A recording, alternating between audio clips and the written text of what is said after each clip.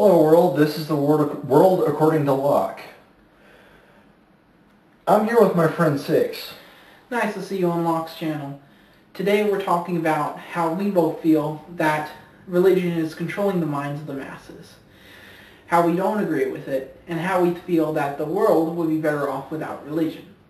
Take it away, Lochke. I always thought of religion as a giant mind control game or corporation.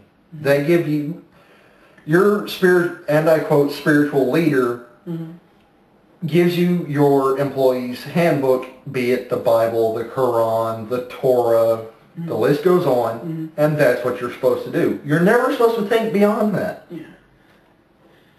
I personally have a problem with religion because it always teaches you to look to somebody else. I mean, very few religions teach you to look inward, to yourself to guide you.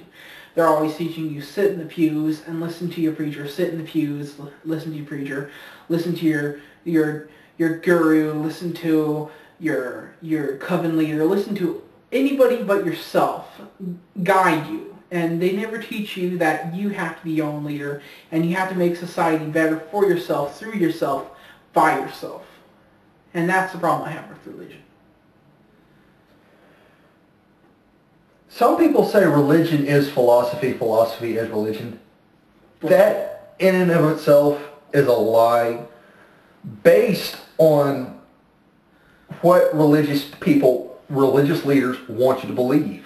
I mean, heck, look at humanism. That's a philosophy without religion. That's a philosophy without gods. You can have a whole idea without having this whole idea that you need a god to worship.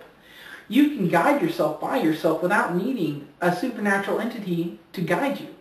I don't know about Lochke. He's an eclectic. I don't know what he worships, but I don't worship anything. Yeah. What do you worship, Lochke?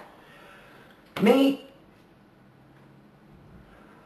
What he means by eclectic, or what I take to mean eclectic, is I look at a lot of the ways people think, like Taoism, Hinduism, and everything, and I'm more of a philosopher. That's what I like to call myself. Yeah.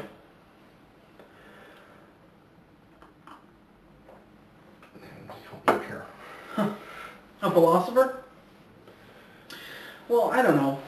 You can be a philosopher without looking to religion. I mean, personally, I like to think of myself as somebody who looks at people and sees beyond what they are. I mean, people who are religious, they look at them with stereotypes. Oh, they're sinners. Oh, they live in the ghetto. They're probably, dealing drugs or slinging crack. And they look at them through what they think is rose-colored glasses because they see it through a religious viewpoint. They think that they're seeing it through the true way of seeing the world. But the way I see it is I see somebody who maybe even is a drug dealer or something, but I don't see them with their sins or with their problems. I see them as a product of their environment, as a product of the society that they live in. And I see them for what they are. I see them for their desires. They're doing these things to try and better their life without knowing the proper channels to do it, see. I agree with Six on some ways of what he thinks, but the reason I choose to think that there's something beyond this world, like I won't call it a spiritual or supernatural entity, which is why I like Buddhism. Buddha was a man. If Buddha can do it, damn it, I'm going to do it too. That's what I think. Yeah, but you do realize that Buddha, being a man, did not want to be worshipped, and there was a Buddhist cult that did grow out of his teachings, and it eventually grew into a religion. Buddha himself, when he was a man, told them, do not worship me. But when he died, they said, fuck it, we're going to worship him. Do you realize that?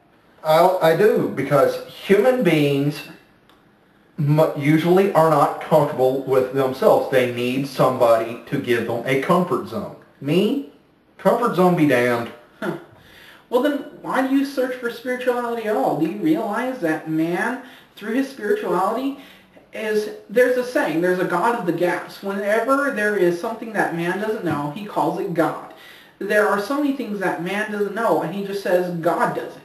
I mean, there's no really explanation for the origin of life yet they just say God did it. Just because science doesn't know doesn't mean science will never know.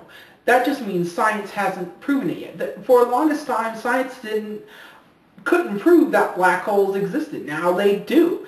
That doesn't mean black holes didn't exist. That just means black holes couldn't be proven, and now we can prove that they exist. That doesn't mean we can't prove about the origin of life. We can't find the origin of life. That doesn't mean that we won't find it. That just means we haven't found it yet. That's all that means. That doesn't mean that God made the black holes or God's the black hole. It just means that we haven't found a reasonable explanation for it.